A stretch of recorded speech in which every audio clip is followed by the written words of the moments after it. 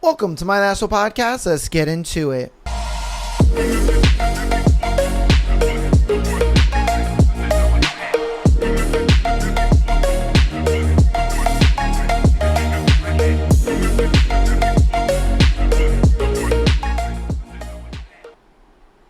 Welcome to my National Podcast. Today is Thursday, and it's a beautiful Thursday episode. And we know why you guys are here. You guys are here to see what the hell has been going on in our book, man. Oh, man. Is it a spicy one, man? Oh, my goodness. So, I think the last time we left off, our boy Jude got to kind of redeem himself because she was like, oh, you know, I bet you're not even that good at sex, and he was all depressed about it and shit like that. And so then he finally got to show her, what up, Doc? You know, she was like, oh, baby. So, you know what I mean? Now that we kind of gotten into that, we're going to see what happens next, I believe, in chapters 13 and 14. So, I'm excited for that, but we have our thread. Our thread is interesting today. So, if you're a little chismoso today, you know what I mean? I'm feeling a little chismoso today. I want to see what the drama is. So, today's thread is, what is the most NSFW thing that you know about a colleague? All right? So let's see what you guys know about your colleagues. Okay. Was on the late shift, convenience stores in Scotland, all right, with just my manager and one other guy, young Polish dude. The young guy decides without prompting, as we have known each other for over a week now, to just tell us about his French maid costume and the pegging he and his girlfriend is into. All right. That's kind of a crazy conversation to have only after knowing someone for a week. I ain't gonna lie to you, bro. Me and my boss have no idea what to say, just politely nod and ask questions why he'd tell us this. Turns out he has no inner shame. He will tell everyone anything, and we had to reel him back with customers at times. But overall, he's a lovely guy. Wait, hold up. Wait. You're telling me that this guy walked up to customers and was just like, oh, how can I help you today? Oh, you're looking for the chips? Oh, no problem. I'll take you to the chips. Yeah, you know, chips are a little hard to find. They're kind of over here, but I wanted to tell you that me and my girlfriend, she likes to put me in a maid outfit and likes to peg me. It's actually fantastic. Bro, the customer is looking at them like, hey, yo, what the fuck? Why are you telling me this? Why the fuck do you feel the need to, like, traumatize my day with this? Nigga, like, bro. That is crazy, son. What the fuck? Wow. All right, bro. I guess so, man. I guess so. All right, what is the most NSFW thing that you know about a colleague? When I worked at Best Buy in my late teens, there was a very pretty blonde who would flirt with me, and we added each other on Snappity Chat. We would talk occasionally, and I would try to get something up to hang out. I would try to, set something up to hang out. Gave up after the second try. Well, one day I asked her, why did she keep trying to flirt with me and teasing me? She said it was because I was cute, but didn't have enough money to fund her lifestyle. Oh, bruh. Come on, man. She then proceeded to send me a photo of her and my manager in bed nude together while she held him. He was asleep, but also he had a wife with 3 kids.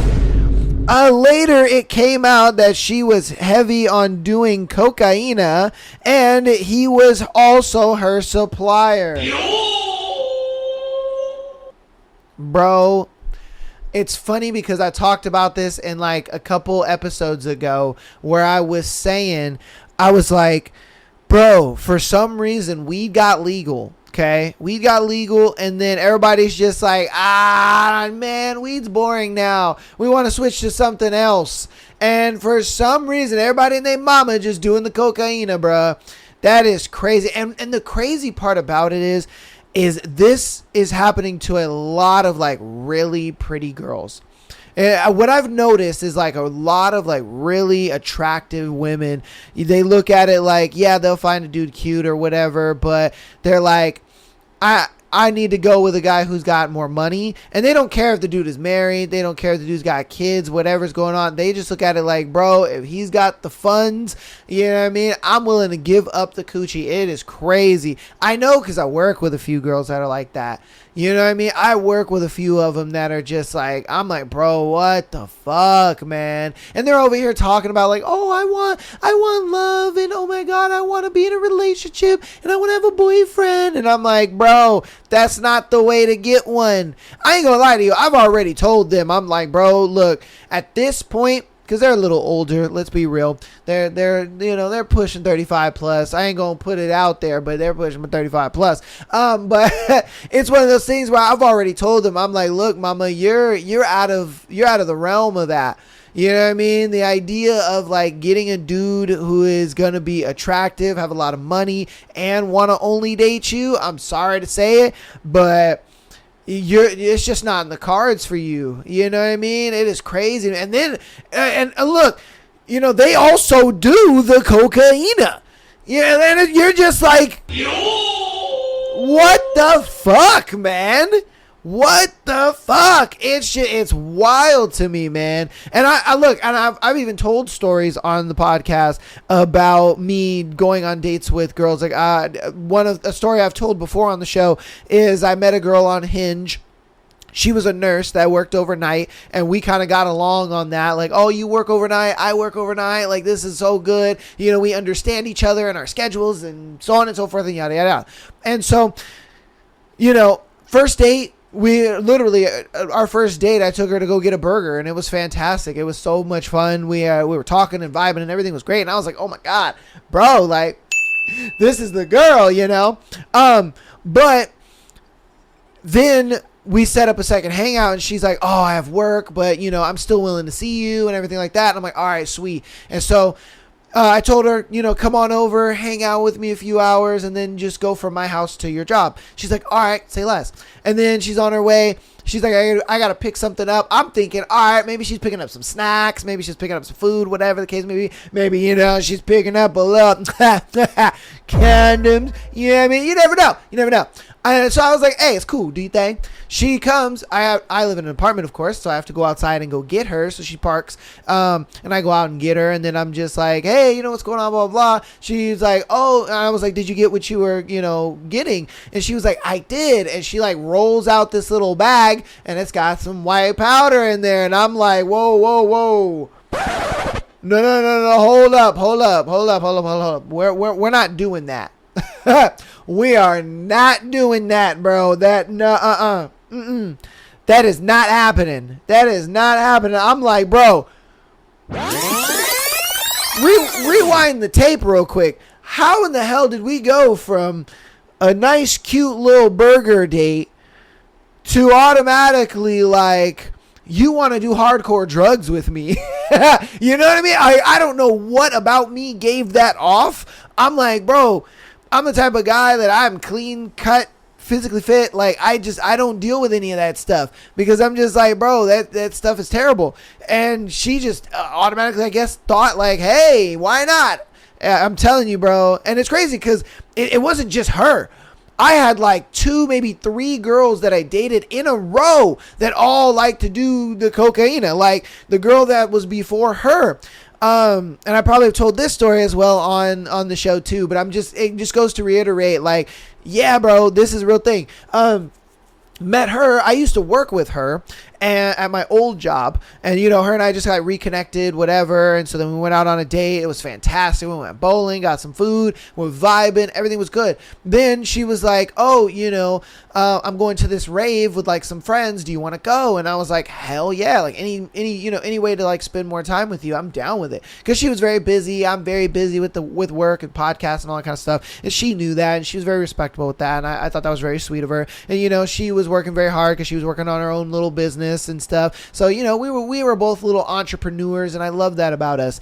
And then, so I was like, yeah, sure, why not? And everybody's probably listening to this right now like, nigga, really? Like, she's saying she wants to go to a rave, bro, and you didn't think that she did hardcore drugs? And it's like, I know, man. I know. I was naive. All right. I was naive to believe that she was just there for the vibes, good time. Like, yeah, we smoked weed. It was cool. That I didn't mind that. I was like, it's cool. Weed is legal. I don't mind, doing it here and there. That's cool. I don't care.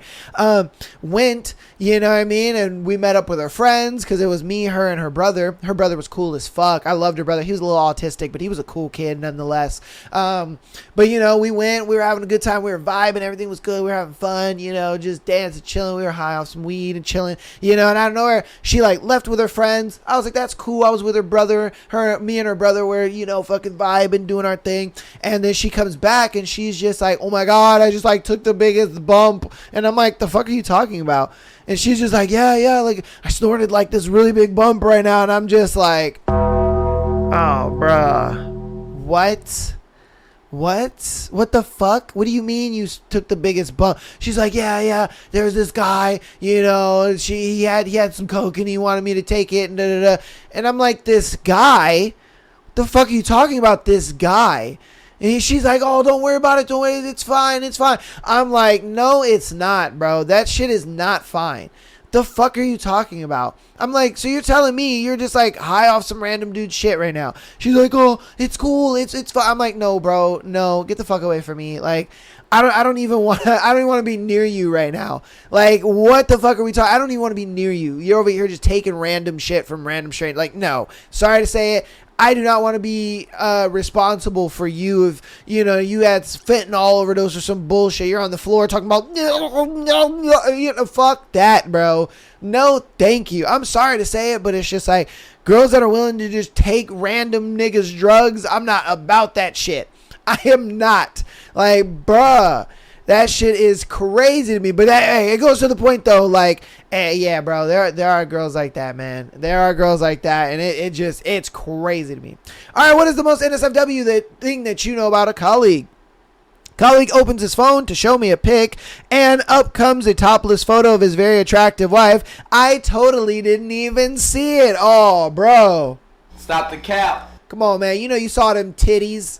You saw them yitties, and I guarantee you that image is burned into his head. Fucking burned into his head, bro. I guarantee you he's like, man, I can't stop thinking about them titties, bro.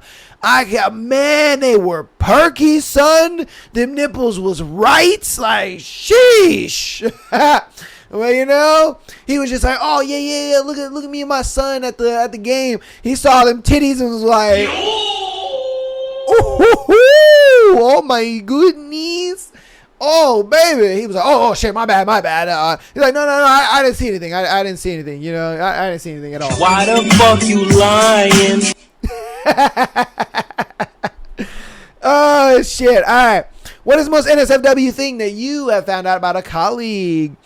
A long time ago, I worked in a restaurant during school. There's probably 30 things I'd have rather not know. We caught a manager getting head from the owner's daughter in the office, 36-year-old and 18-year-old. Holy shit. Another manager looking like he just came out of the Arctic Circle while working the floor, doing cocaine. One of our cooks got caught on the boss's game camera walking out of the freezer with 3 racks of ribs in his pants. Another smoking crack in the dumpster. Jesus Christ. Hey, yo, what the fuck? Nigga, where do you work, bro? Jesus. The most NSFW was catching a waiter/waitress actively boning in the bread plus vegetable freezer. They didn't know where was an actual camera in that one installed after we caught TL with the ribs in his pants. Restaurant industry is fucking wild, bro. If you ever, okay, this scenario right here, if you ever want to see a visualization of this, watch a movie called Just Waiting. All right, Watch a movie called Just Waiting. I swear to Bob, bro. It's like it's an early 2000s movie. It's called Just Waiting. Watch that movie. My real ones, my millennials, you guys know that movie because obviously that was our childhood. That was our era. That was our time. So you guys probably watch that movie. You guys are probably like, oh yeah. You guys are the Leonardo DiCaprio meme right now. You're like, and so yeah, definitely where it's like, if you want to see just kind of, and that movie, crazy enough, when you look into that movie, it's really just based off of like restaurant culture, and that's just how it is. You know what I mean? That's how it, like they have an 18-year-old little hostess, and the manager's trying to bang the hostess. They're like walking around showing each other their dicks and stuff like that. You know what I mean? They're just being weird. They get rude customers, so when they get the rude customers, they'll like they'll rub their dick on her steak and like spit in the gravy and shit like that. You know what I mean? And they'll watch her eat it, and it's like it's crazy work though. If I'm being honest with you, watch that movie. Watch a movie called Just Waiting. I swear you'll get a good glimpse into kind of like restaurant culture and exactly what he's talking about. That's why I truly believe that is just what it is, man. I've never worked in a restaurant. I've never worked in food. Thank God. I ain't gonna lie to you. Like, I worked in the grocery store industry, okay? And working at a grocery store, you see all walks of life. You see all types of people. And when you see all walks of life and all types of people, you deal with just every single personality, and you deal with every type of person. And the one thing that I was so glad that I never actually dealt with was hungry people.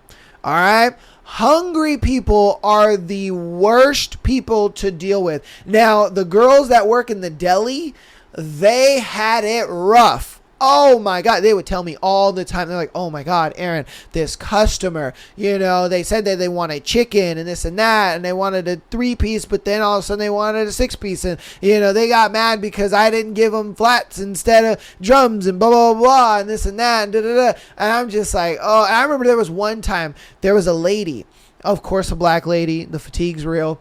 She got so upset because there weren't any more flats. Why does everybody get flats? I don't know. Maybe they're easier to eat, or, more meat. I don't know. Whatever. You guys have your preference. It is what it is. So she wanted flats. Okay. She wanted all flats, and she was just like, I want just flats. And she's like, oh ma'am, I don't see any more flats in here. You'd have to wait until like the next batch gets done, and then, I can get you some flats. And she's just like, what? Why don't you have them? And blah, blah, blah. You're hiding them from me, this and that. So then the lady goes around and behind the counter and sticks her head inside the fried chicken thing. And mind you, the girl's like, bro, I don't get paid enough for this. Like, if Shaniqua Shawanda wants to fucking stick her head into the fried chicken thing, I'm gonna let her. You know what I mean? Like, I'm gonna just let the bitch fucking stick her head in there. Like, I don't care at this point. So she sticks her head in there, and she's just like, and then this is the crazy part. People are watching her with her bare hands dig through the chicken to try to find flats, bro. Oh my, it was the worst thing I had ever heard. I'm like, no way, bro. No way. And then what was funny is I'm really cool with a lot of the managers. And so one night, I was like, yo, did you hear about the lady who stuck her head into the chicken thing? And he was like, yeah, bro. He was like, do you want to see it? And I was like, no fucking way. Yeah, I want to see it. So we went into the manager's office, and they have all of the cameras and stuff like that. And he replayed it back, watching this fucking 180-pound, 5'3" black lady walk back behind the thing. She opens the thing, and she sticks her head in there. And then you start seeing her digging through chicken with her bare grubby hands. I'm like, oh my God. It was the craziest thing that had ever happened in my time working at like a grocery store. It was, oh my God, it was terrible. Absolutely terrible. All right, I'm going to do 2 more, and then we're going to get into you guys' book. So, What is the most NSFW thing that you know about a colleague?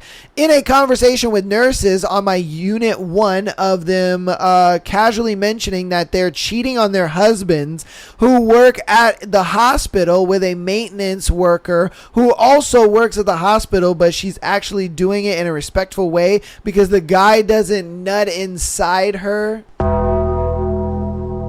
Bro. Honestly, I don't know what is worse. A dude nutting on your girl or a dude nutting in your girl. Because it's like, bro, it's one thing. It's one thing to leave the nuts hanging out and you nutting in her, okay? That's one thing. But it's another thing to actively, know that your girl is sitting there just like waiting for this dude's nut to just hit her face or her body or whatever. You know what I mean? Like, bro, like that's defiling. So it's like, what would be worse? You know what I mean? Like, shit. I mean, look, man, we already know the rumor, the whatever, that, nurses be hoes, bruh. You know what I mean? Nurses be hoes, man. It is what it is, bruh. It is what it is. Like, I look at it like this. It's one of those things where when... it's one of those things you got to just understand. You know what I mean? You got to just understand, like, hey, you got to know what you're getting yourself into, is what I was trying to come up with. You got to understand what you're getting yourself into, man.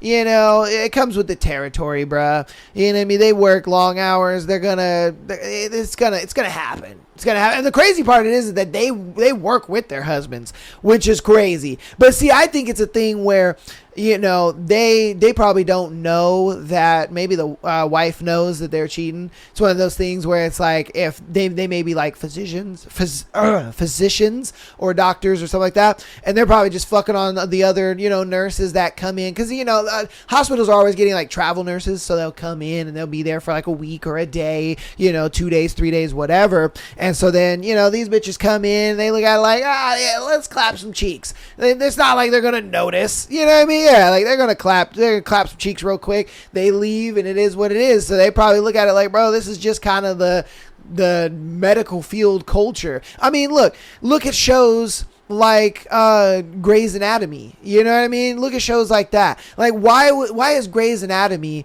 such a popular show that has gone on for so fucking long? It's because this is just the medical culture where they're all fucking each other. Everybody is supposed to be, married to so-and-so and this and that. It's like they're married to them, but they're fucking him, and they're fucking them, but they're fucking each other. And it's, you know what I mean? It's all this big jumble of like going craziness, you know what I mean? And so again, that's why it's just like, why do you think a show like Grey's Anatomy, you know what I mean, is so popular? Because it is what it is. And I guarantee you nurses and doctors and people who are working that field watch that show and they're like, hey, it'd be like that.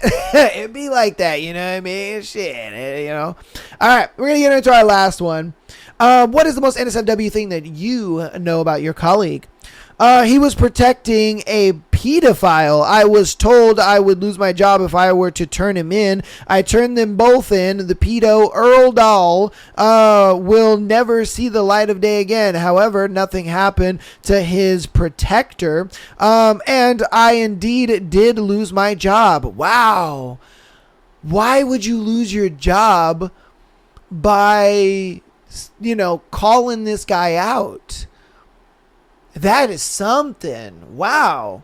Because, I mean, I would... Look, at my job, okay? At my job, there was a guy that got hired during COVID. Because during COVID, they weren't really doing background checks. They weren't really doing, drug tests and all that kind of stuff. They weren't doing that stuff just for the simple fact that, it was COVID time. It was extremely busy. Stores were constantly empty. So it was just like, things were just moving and moving and moving and moving and moving. So we got a lot of temps in. And this was before I was in my position where I am now. This is when I worked on like the warehouse floor. And so for me, I was like, all these fresh faces are coming in. And then I started to hear rumors that there was a dude who was a registered sex offender. He was a registered sex offender. Like they looked this nigga up. And when they looked this dude up, and how they found out about it is because they invited the dude to go out boating with them out to the lake. And so they were like, yeah, man, you should come. It's a great time, blah, blah, blah. And he's like, yeah, why not? Like, I'm down for it. And like, all right, yeah, give me your number and whatnot. And so one of the guys had like looked him up, found him on Facebook. And then I guess apparently on Facebook, if you're under a sex registry thing, it'll say it on your Facebook in your About Me. I did not know that. I did not know that in your Facebook, it will say in your About Me, a registered sex offender since a certain date. And I was like, no. And so this dude had one of those registered sex offender badges, and it was like since 2016. Mind you, it was like 2020, 2021. So dude had been at least a sex offender for like 5-6 years, bro. And you stay on the list, I think, for like 10 years, something like that. Because I know your first offense is 5 years, and I think your second offense is 10, maybe 15 years. And then your third offense is you're on there for good. So he's on his second offense being a sex offender. So they found out, right? They then told him, oh, the boat trip is canceled, yada, yada, whatever. Next week we get into work and they see him, and it's just on site. Dudes just start beating him up, and they're like, what the fuck is going on? The cops get called. The security is coming. Security breaks it up, and they're like, what the fuck is going on? The cops get in here.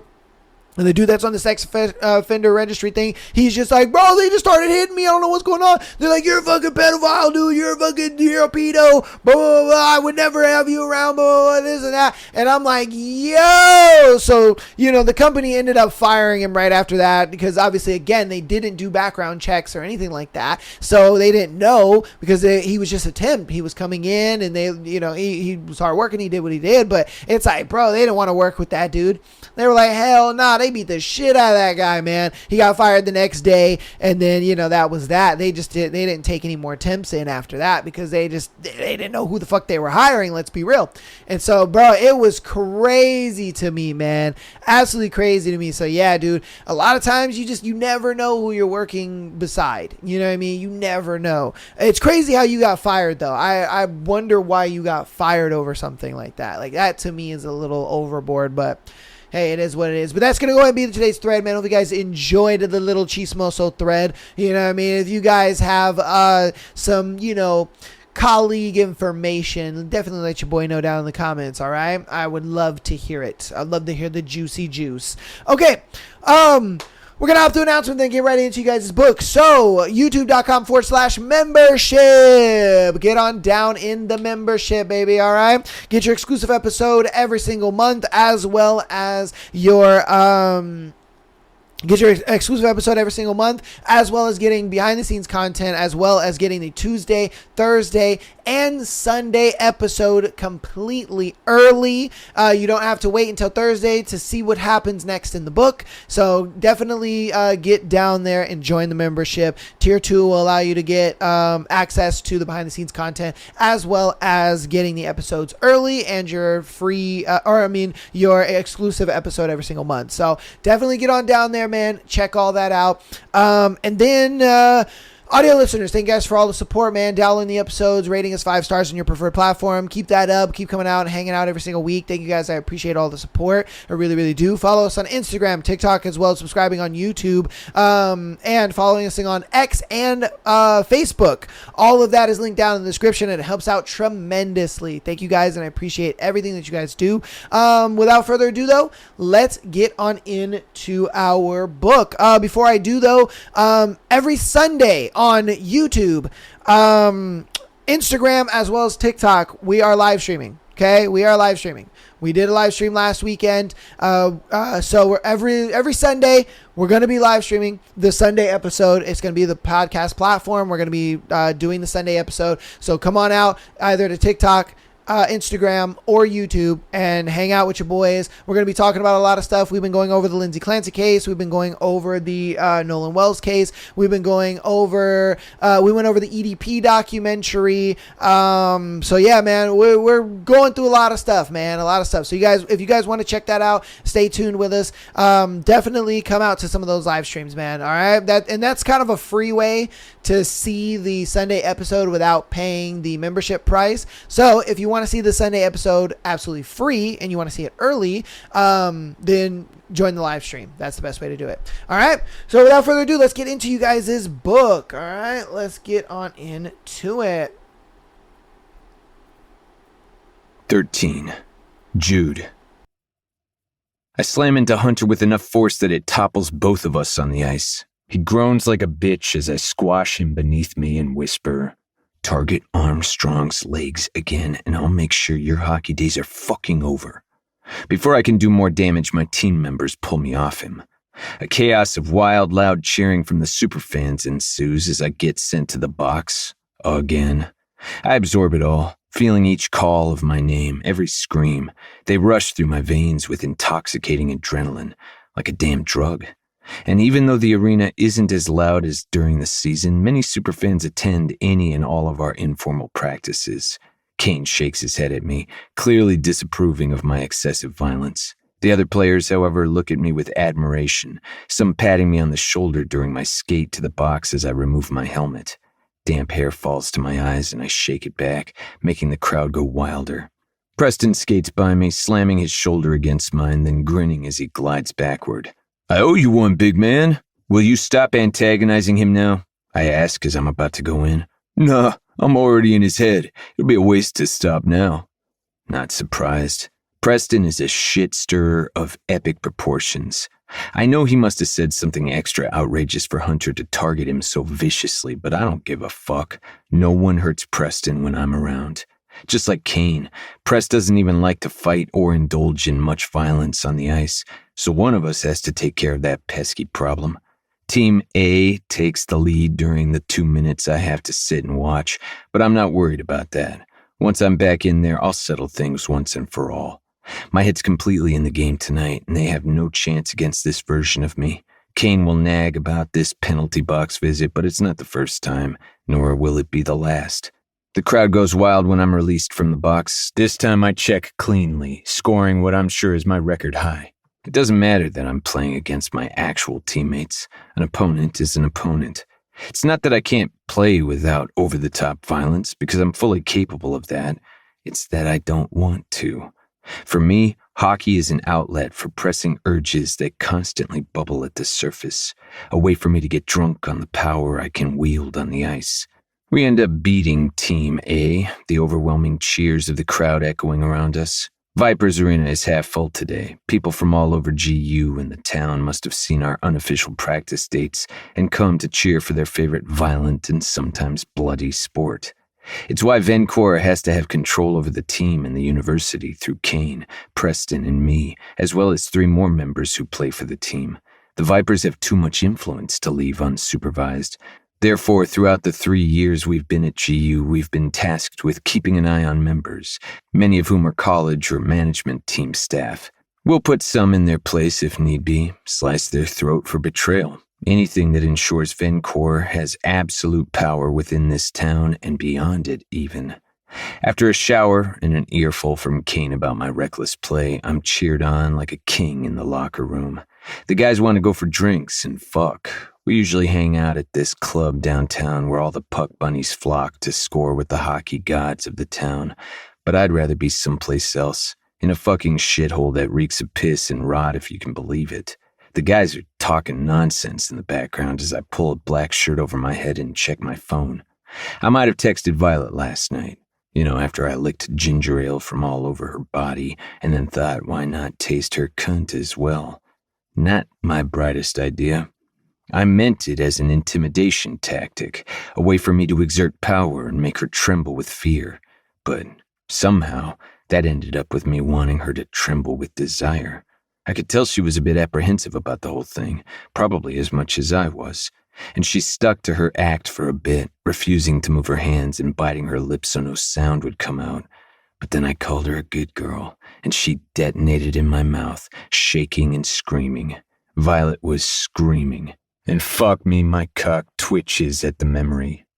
Now, don't get me wrong, I've had screamers and theatrical moaners. I've had dirty talkers and silent girls, and they all felt so good, but none of them made me as rock fucking hard as when I was eating Violet's pussy. I was turned on at the knowledge that I could trigger those reactions from the most silent little lamb who still can't look at me sometimes. And I shouldn't have been that turned on, because I despise Violet Winters just as much as I despise all the other people who couldn't help Mom. Maybe I despise her more because she's clearly able to save others, like she did with Mario. Fucking girl slammed into him as if she were bulletproof, which brings me to my point that someone wants my prey killed, probably Julian. However, when I confronted him about it yesterday, he had the most impressive poker face. Besides, he doesn't usually intervene in my games, but he does love meddling, so I don't know what the fuck he's planning. I did tell him I'd mess with his plans within the Callahan Company if he dares to put his nose where it doesn't belong, though. I don't give a fuck who has a vendetta against Violet. I'm the only one who will slice her delicate neck open. But that doesn't mean I won't toy with her in the meantime. Last night, she was in a daze after she came all over my mouth, messing up my lips with her sweet fucking taste that I couldn't stop licking. Her cheeks were flushed the deepest shade of red, making the freckles stand out against her porcelain skin. The ding of the oven was the only thing that snapped her out of her reverie, because she jumped from the counter, gathering the pieces of her shirt around her and grabbing another apron to hide her nakedness. Can you go? There wasn't her usual please in the question as she pulled a plate of lasagna from the oven. Dahlia will be here any minute. I was in the mood to make her choke on my rock-hard cock that she was avoiding looking at. Or maybe she was avoiding looking at me. But I got a text from Mario's replacement, Larson, informing me that her sister was indeed approaching the apartment. Before I left, however, I made Violet give me a slice of lasagna in exchange for my leaving. She looked at me as if I was weird, but she did give me a slice in a plastic container, then practically shoved me out of the apartment. It was the best lasagna I've ever had, which is why I texted her a few hours later. Me. You're not a bad cook. Violet, who's this? Who else has the capacity to have your phone number? Right. Thanks for the backhanded compliment, I guess. It wasn't backhanded. Your lasagna is the second best thing I've ever tasted. The first is your cunt. You're honestly crazy. Only just realizing that now? I thought the stalking and murder would have given me away. Why are you texting me this late in the evening, Jude? As per my first text, to compliment your cooking. Is the compliment in the room with us? What's with these spurts of sarcasm? Or are you more daring when typing, like those keyboard warriors? I would just appreciate it if you leave me alone. You should already know that won't be happening, especially now that I know the feel of your cunt. Might jump through your window for another taste and have you wrap those lips around my cock this time. Is this your new method of tormenting me? Maybe. You should go to sleep. It's not good to stay up late. My, is that concern? Let's call it that if it makes you leave me alone. Careful, sweetheart. You're piquing my interest. Oh no, I thought it was already piqued, considering all the stalking, breaking and entering, and everything in between. You are more audacious in texts. And you're the same in every version. Oh, how is Mario, by the way? Well. Wow, okay. I guess he doesn't matter to you either if his being shot warrants a one-word reply. Or maybe you shouldn't bring up another man when I'm talking to you. By the way, you should come watch me practice tomorrow. Not sure if your stalking sessions have come up short, but I have no interest in hockey, and even less so since I know you play it. Why? Because I kind of don't like you and would rather stay away from anything related to you. You seemed to like me just fine when you were riding my face earlier today, sweetheart. I'm not sure if you heard, but there's this thing called sex has nothing to do with feelings. Or did you believe only men are capable of that? Certainly not. But I'm also aware of your disappointing sex streak. Tell you what, sweetheart. I want you to watch the Vipers game replays from the previous seasons. No, thank you. I'm sorry if it seemed like you have a choice. If you don't watch a replay every day and text me the highlights right after, I'll slice Mario's throat because he failed to do his job. You're a monster. Your monster, sweetheart. So that's what I'm looking at right now. My lips twitching at the corner. A text from Violet that landed in my messages not too long ago. Violet. Highlights. You won your opening game of the last season, and you hit more people than should be allowed. At least you were penalized for it, which made me feel better. Davenport is the only level-headed player amongst you all, and I still dislike this game and you. I narrow my eyes, rereading her words. Davenport. Fucking Kane? People know I'm the most popular on the team, while Kane is just a stickler for techniques and rules, never fights, never gets out of line, and could be labeled boring in hockey terms. Anyone who knows hockey would pick me as the actual hockey god, not Kane. Yo, Callahan! Preston slams his shoulder against mine, then wraps an arm around me. Who are you in the mood to fuck later tonight? A certain thorn in my side who keeps pissing me the fuck off. No. My usual fuck shouldn't be dedicated to Violet, especially after what she texted. If I go see her, I might actually snap her neck for the insolence. Though there haven't been any fucks lately. I like to think that I could take my pick, but the truth is I haven't been enticed by any of the pretty girls around me. Not since Kane took me to the shithole that is Stantonville and I saw Violet from the top of the roof. It should be disturbing that I haven't looked at any girls since then. I like to think it's because I don't really fuck as much as the other guys on the team and I can go celibate for a long time. It definitely has nothing to do with those mystic blue eyes that keep appearing in my dreams lately. I push Press away. Regis wants to see me. Boo! Your dad can wait. Julian said it was an emergency. He releases me with a roll of his eyes, then slides to Kane's side. We have one man down, so let's have the best fun and rub it in his face later. I dress in record time. Then on my way out, I slam my shoulder into Kane's. Hard. He steps back, clutching his shoulder, his eyes wide. What the fuck was that for? He bellows. But I'm already walking out. A few hours later, I'm not with Regis. Yes, he keeps insisting that I should go see him, and if I don't, there will be consequences. But I've already suffered the worst of said consequences. There's nothing he could do that has the potential to hurt me anymore. And yes, Julian blew up my phone like a clingy ex, showcasing his massive control freak tendencies, but I ignored him. The last time I had dinner with Regis was when Mom was alive. She tried her best to keep up the feeble appearances of a happy family.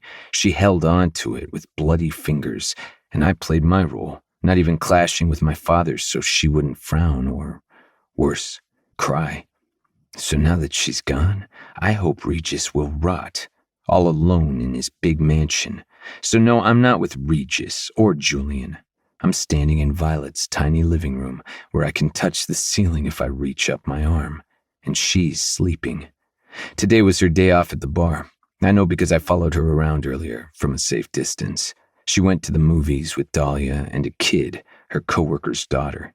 Now, even I was wondering why the fuck I was sitting at the back of the movie theater while people were laughing at a cringe-fest animated movie. Oh, right, because the surge of adrenaline hadn't left my veins, and I had to see her, strangle her for the Kane comment. But I got distracted because she was laughing in a carefree way I'd never witnessed before. During the entire movie, Violet would answer the kids' whispered questions, feeding her popcorn, wiping her mouth, and doing a shit ton of other things that didn't include watching the screen, like checking her phone. Twice. Then the three of them went for dinner, and I was at the back again, ordering drinks and blending in with some tall motorcycle gang guys to avoid drawing attention to myself. There are two things I noticed during that dinner. Dahlia is a chatterbox who doesn't shut the fuck up, and Violet seems to smile from just listening to her talk. She even had this bright look on her face as if she was proud of her. My highlight, however, was when Violet wiped some sauce from the kid's chin and licked her fingers, her tongue peeking out the slightest bit. I had a flashback of when she sucked on my finger. The sauce was blood, though. I know I said there wouldn't be a post-practice fuck, but my cock protested profusely after I merely saw her lips wrapped around her fingers. Let's just say I was so close to grabbing her by the throat and dragging her out of there so those lips could be around something a lot harder and bigger.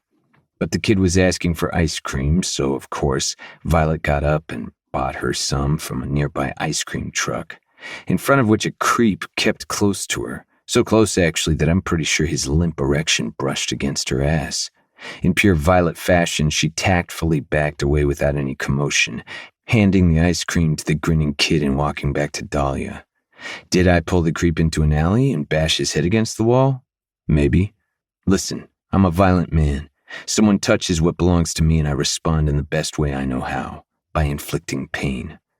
Blame my father. That's what he taught me and Julian, aside from never believing in those silly things called feelings.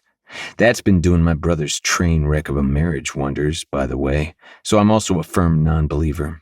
I don't know of a single happy marriage in my entourage. At any rate, I don't think Violet saw me. And if she did, she's getting way better at wearing her favorite poker face because she never once paid me any attention. Not that I wanted her to. I was only there to observe because Mario needs a few more days to get back, and I don't fully trust his replacement. Violet bought the kid an expensive $30 doll, and it's expensive in her financial clusterfuck because she barely has any money in her account. Yes, I checked. She's constantly writing in the stupid journal that they're always short on money, and she wishes Dahlia would stop buying her unnecessary shit. Patches for back pain. That's what's unnecessary in Violet fucking Winters' book. I'm glad Dahlia called her out on the doll after they dropped the kid off at her mom's and made it back to their place. I was outside on the balcony. Sue me. Carly doesn't really have toys, doll. Violet said, giving her sister a glass of milk. Seriously, what? And Laura is really struggling. You're struggling too. Dahlia said what I was thinking. Yeah, but I'm not dealing with fighting an abusive ex in a child custody case. Besides, I never had any toys growing up, so I wanted to bring some happiness to Carly, that's all. Aw, Vi, all right, but don't strain yourself, okay? Okay. Liar. Violet is the biggest fucking liar I've ever met. I was ready to see what she wrote in her journal that night and if her true words would contradict what she said. In the beginning, I started to read her journals to see what she actually thought, because Violet is an inward person who bottles everything inside. Then I wanted to see what she wrote about me. There was nothing. She only mentioned me there once, the day she recognized me from TV. Since then, she's never talked about me again. She probably thinks that if she ignores me hard enough, I'll stop existing. But she can't possibly ignore what happened last night. I waited patiently until Dahlia fucked off to her room, falling asleep in 5 minutes flat, snoring a bit actually. And then Violet scribbled in her journal for a while, worked on a piece of embroidery she's been doing on and off for a few weeks, and then also went to sleep. I waited until her breathing evened out and she fell into deep slumber. Then I unlocked the balcony door and came in. It was so easy since, well, they live in a little to no security area. Violet's asleep on the sofa, the sheet barely covering her plain beige pajamas. She dresses in such an unflattering way, and yet I can't help but notice the stretch of her t-shirt over her perky breasts or the delicate curve of her throat. She had a scarf on today to hide the hickey on her neck. My mark. Mine. A wave of something unfamiliar grabs hold of me, but I rip my gaze from her and take the journal from her backpack. Today, she wrote about how it felt good to be out and about with Dahlia and Carly. I run my finger along the last line. Dahlia said I shouldn't have bought the toy for little Carly. And maybe she's right, but I simply wanted to be for her what no one was for me. I turn to the previous page, but there's a dot where her evening musings should be. A fucking dot? What the fuck is that supposed to mean? Am I a dot? I narrow my eyes on her. This fucking... My plans to shake the fuck out of her dissipate when I see her trembling. She brings her hands to her chest and bends her knees. I realize she's making herself as small as possible as she balls herself into a fetal position, mumbling something unintelligible. I lower my head toward her, and I still can't make out what she's saying. But it's clear she's in pain, her teeth chattering and sweat beading along her upper lip. I touch her arm and it's tight. No one should be tight while they're sleeping. It's as if she's half awake, waiting for something to ambush her. What are you afraid of? I think to myself as she tightens further, almost clenching her teeth. Something about the whole scene sits wrong with me. Maybe it's because I don't like the idea of my doll being afraid of anyone but me. It has to be that. Because when I feel her relaxing beneath my palm, I stay there until she's no longer scared. And it disturbs me. This strange feeling that keeps drawing me toward her. It's not normal or logical, and I need to amputate her before she turns into a bigger problem. 14. Violet. I'm walking out of my apartment when Mario steps into view. He came back about a week ago, his arms still wrapped in a sling. I kind of force him to walk with me now and allow me to share my food with him. He tried to refuse at first, but I can be persistent. Whenever he attempts to keep a distance, I slow down and fall in step beside him. Whenever he refuses the food, I remind him that some people are hungry and he should appreciate the commodity of eating. I stare at the sullied, gray streets. I used to quicken my steps, my anxiety on high alert, and my heart in my throat. But that was before I realized there are worse monsters out there. Monsters who dress well, smell divine, and are richer than sin. Monsters who find it fun to mess with someone's life just because they can. So I stopped worrying about what's lurking in the shadows. It also helps that Mario makes me feel safe for some reason. No one would dare come near me when I'm walking beside him, and I think it has to do with his fuck off expression that mimics his dear bosses. How are you doing, Mario? I smile, offering him a mint candy. When he doesn't take it, I place it in his hand and take one for myself. You should have stayed home, he says in a firm voice. You heard me talking to Toby the other day. I agreed to go on a date. You shouldn't have. You do know I have to report everything back to him, right? I don't care. I suck on the candy harder, fighting the urge to crush it between my teeth. It's mind-boggling how my calm temperament can be easily ruffled at the mention of that bastard. God, I hate him. I truly do. I never thought myself capable of hatred, but I despise Jude Callahan. First, he stalks me. Then he says I can't die until he permits it, as if I'm some marionette. And then he makes me feel like shit every time I see his face, because I failed to save his mom. But the biggest reason I hate him is because he gave me a taste of something forbidden and wrong, but so damn delicious. I keep having dreams about it. His mouth on my pussy and my reaction to his touch. And I wake up with my hands between my legs.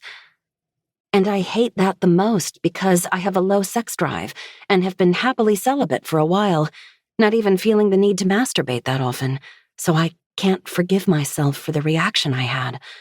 It feels wrong and stupid because the truth is, the man I had that reaction with wants to kill me. Thankfully, I haven't seen him since the night he ambushed me in the kitchen 2 weeks ago. But even though I don't see him, I feel his presence in the apartment sometimes. Oh, and he leaves a few bottles of ginger ale in the fridge every night. At first, I thought it was Dahlia, until she mentioned we have so many now. And now I can't even have my favorite drink without thinking of his hot tongue all over me. So it's not that he's finally left me alone. He just doesn't bother to show me his face anymore. He still wants me to text him the stupid highlights after every Vipers replay I watch, though, or he threatens Mario and Dahlia.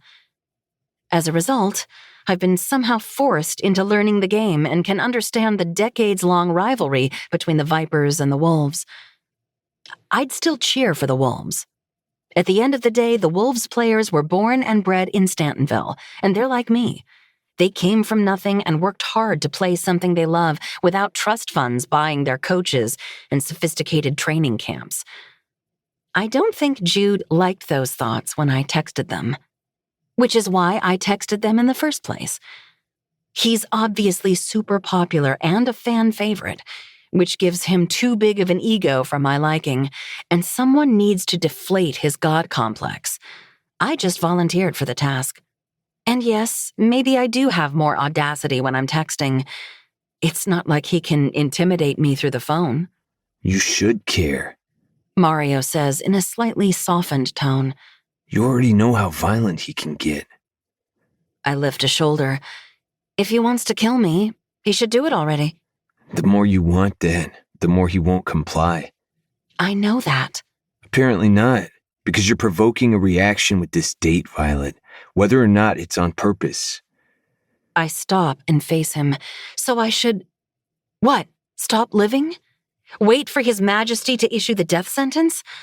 I just want to have something outside of school and work and constant overthinking and anxiety about what type of unpredictable action he'll take next. Is that wrong?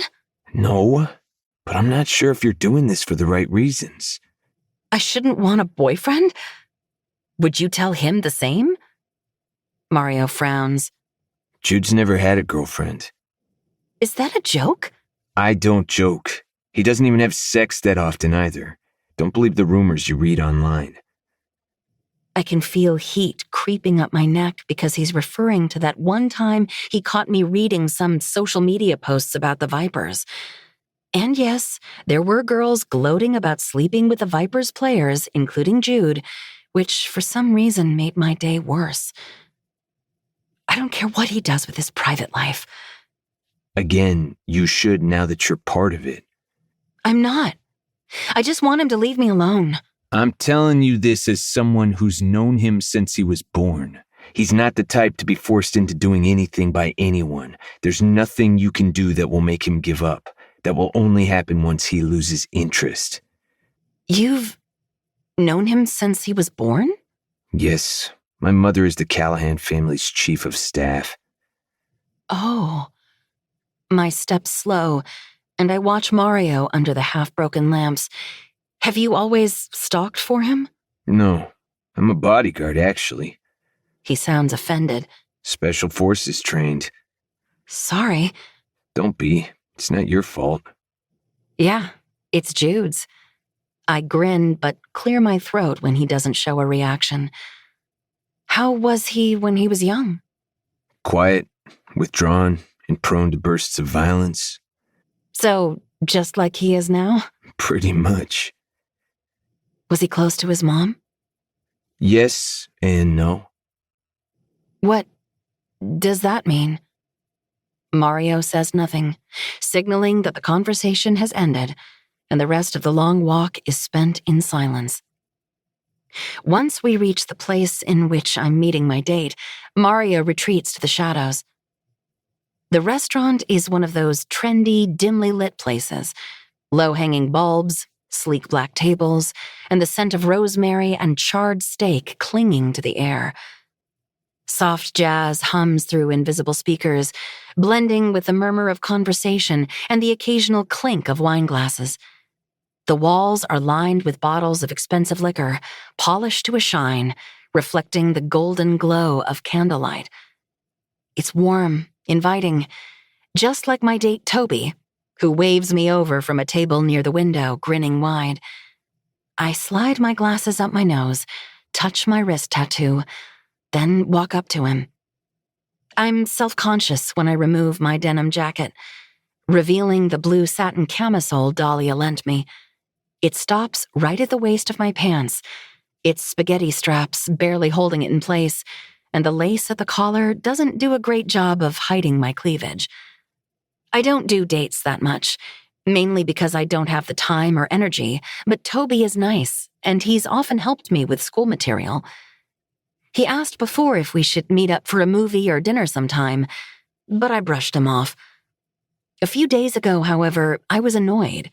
So when he asked again as we were leaving a summer class, I said yes without overthinking. Toby is 6 feet tall with curly blonde hair and soft features. He also wears glasses, though his are gold-rimmed, and he's dressed in a button-up shirt and smart casual slacks.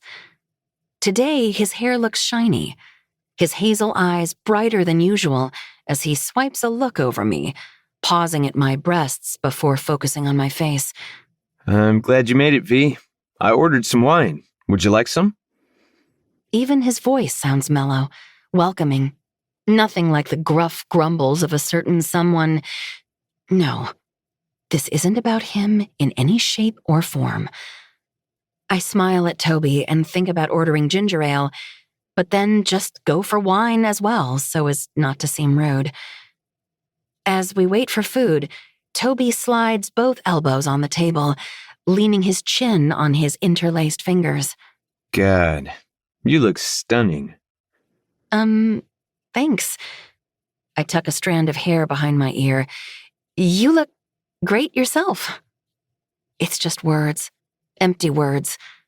On paper, someone like Toby is my type. Softer spoken, smart as hell, and just not threatening, whether in looks, voice, or personality.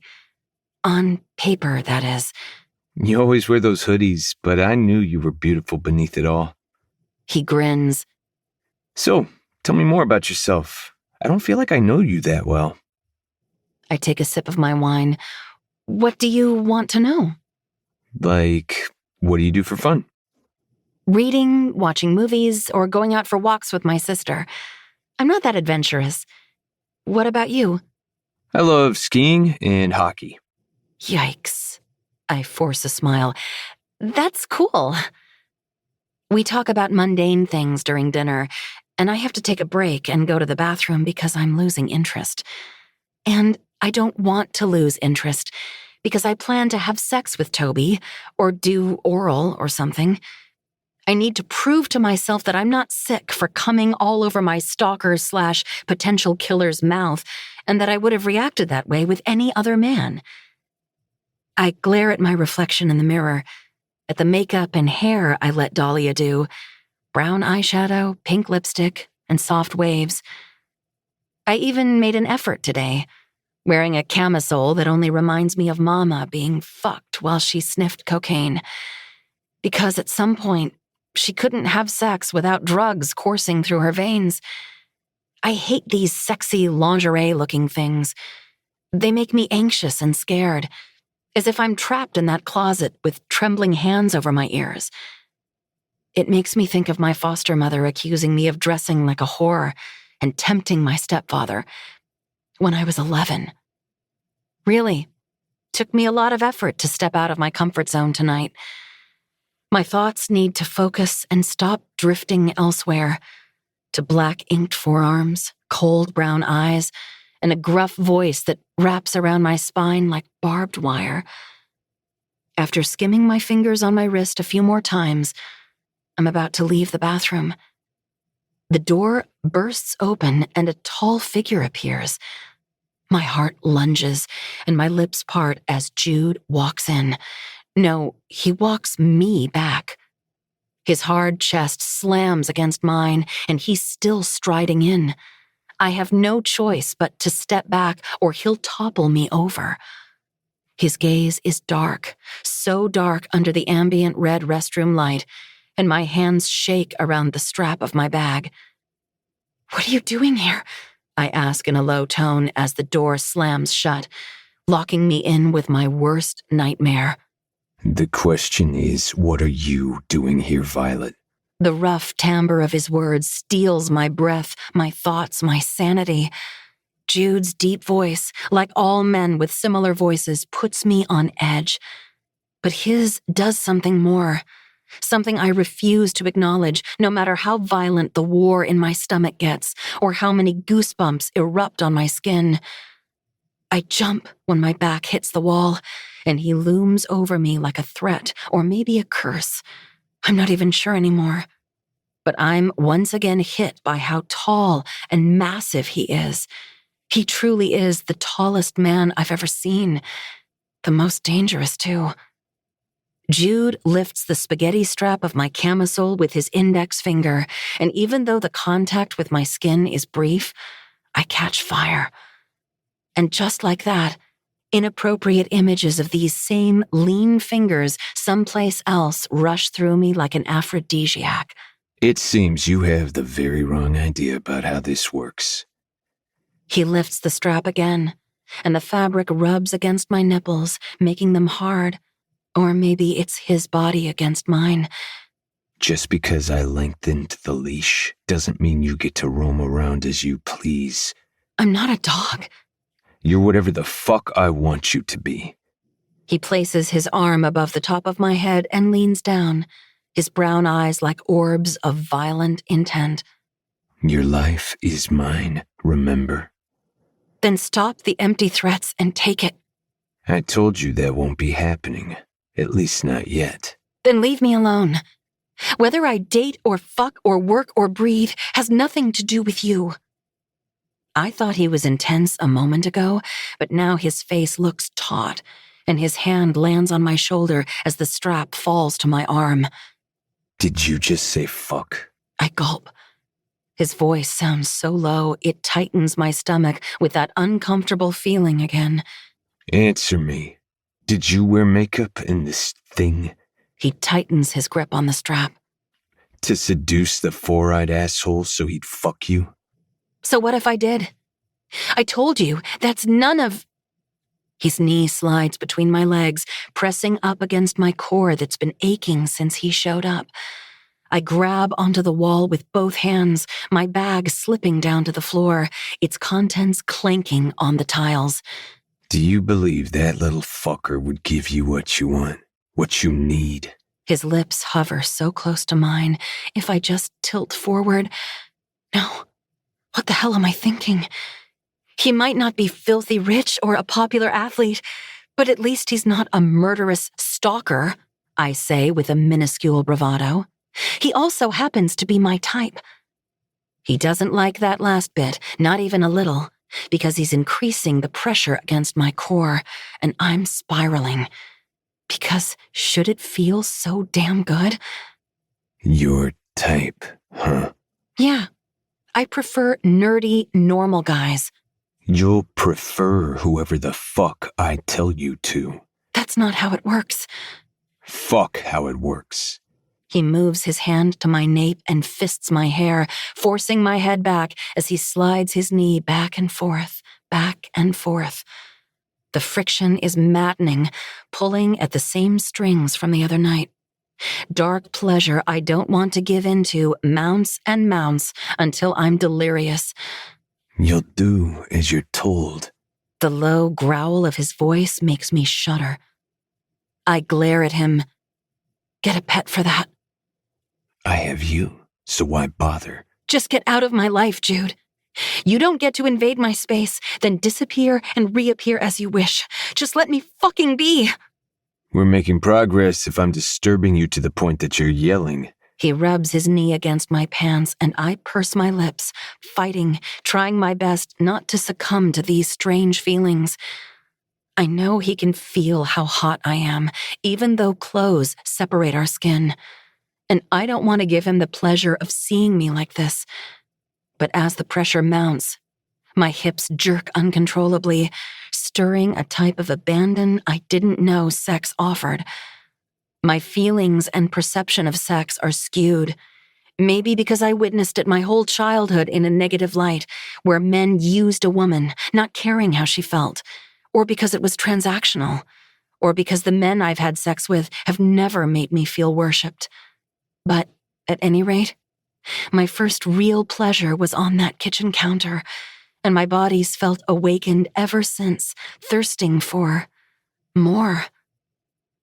After that time, darker fantasies I used to repress invaded my dreams, and in all of them, there were these dark brown eyes.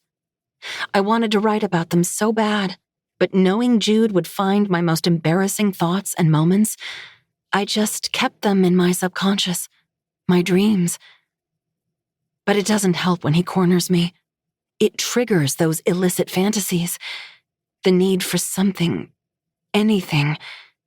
Jude lowers his mouth so that his hot breaths skim my ear. Here's how it'll go, Violet. You go back to your sorry excuse for a date, thank him for his time, and fuck off home. You don't tell me what to do. Yes, I do. No, you don't.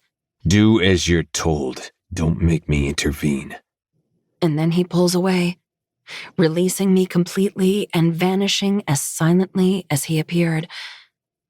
I slide down to the floor, my knees shaking and my heart nearly lunging into my throat, and my pussy still throbs with an unsatisfied ache.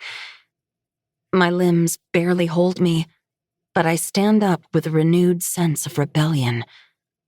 I was losing interest in Toby earlier, but I found it now. Screw Jude Callahan. On a cactus. Until he bleeds out.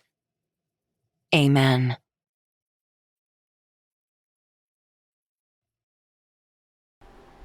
All right. And that has been today's episode. Thank you guys so much for listening and watching, all that good stuff. Appreciate you guys for coming out. I will see you guys on Sunday for another amazing episode. Love you guys all. We'll obviously continue this next week. So come on back next week. Or if you want to get the episode early, make sure you join youtube.com/membership. Join our tier 2 and you'll be able to get the Thursday episode a lot earlier, and you'll be able to see what happens next with our girl and our boy and see what's going on with them. All right, love you guys all. I'll see you later. Peace.